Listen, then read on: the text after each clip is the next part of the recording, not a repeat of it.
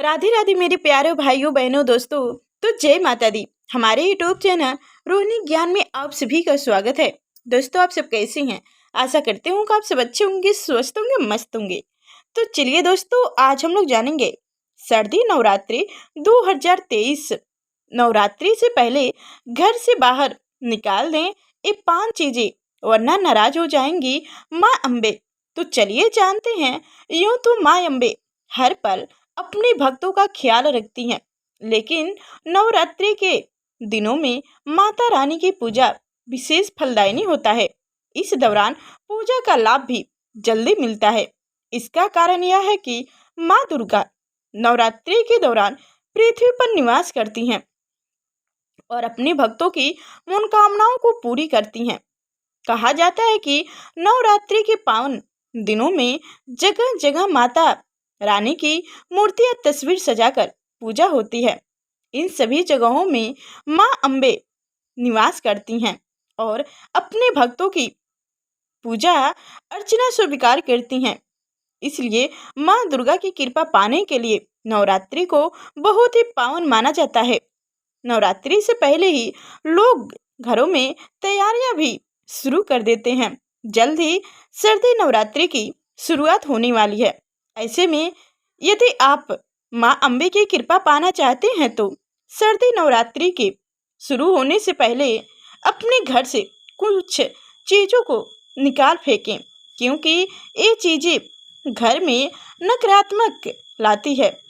चलिए जानते हैं इन चीज़ों के बारे में कि क्या है और क्या नहीं घर में रखना चाहिए।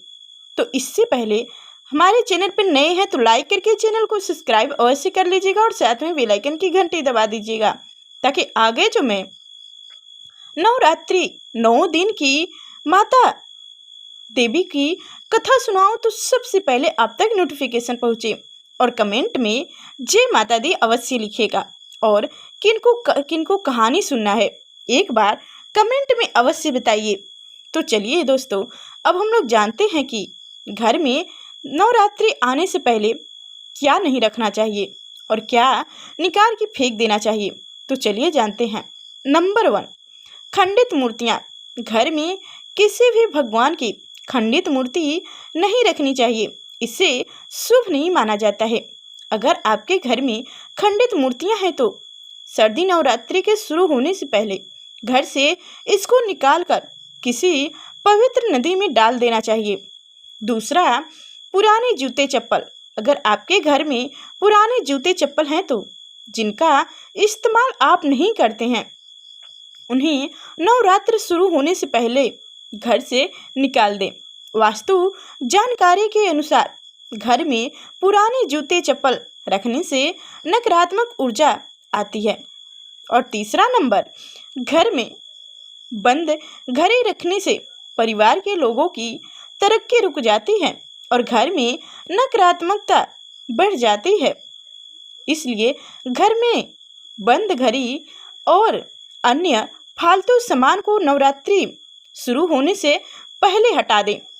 तो अब जानेंगे नंबर 4, टूटे हुए कांच या फिर इससे बनी चीजें सबसे रखने से पहले घर में नकारात्मक ऊर्जा आकर्षित होती है, जिसके कारण आर्थिक स्थिति कमजोर होने लगती है।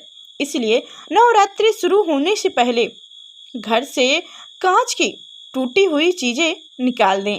तो अब जानेंगे नंबर 5, कटी फटी धार्मिक पुस्तकें। वास्तु शास्त्र के अनुसार घर में कभी भी कटी फटी धार्मिक पुस्तकें नहीं रखनी चाहिए। यदि कोई धार्मिक पुस्तकें फट गई हो तो उसे नवरात्रि से पहले बहते जल में प्रवाहित कर दें। तो दोस्तों, ये सब जितनी चीज़ें हम बताए हैं वो घर में रखना नहीं चाहिए। इससे माँ लक्ष्मी और माँ दुर्गा सभी लोग रूठ कर चली जाती हैं। जिन चीज़ों को कहा जाता है कि आवश्यकता नहीं, उनको घर में नहीं रखना चाहिए। तो दोस्तों, ये थी हमारी जानकारी। तो हमारी जानकारी कैसी लगी कमेंट में अवश्य बताइए। अगर हमारी जानकारी जरा सा भी अच्छी लगी हो तो ज़्यादा से ज़्यादा लोगों के पास शेयर कीजिए और कमेंट में अवश्य बताइएगा कि हमारी जानकारी कैसी लगी।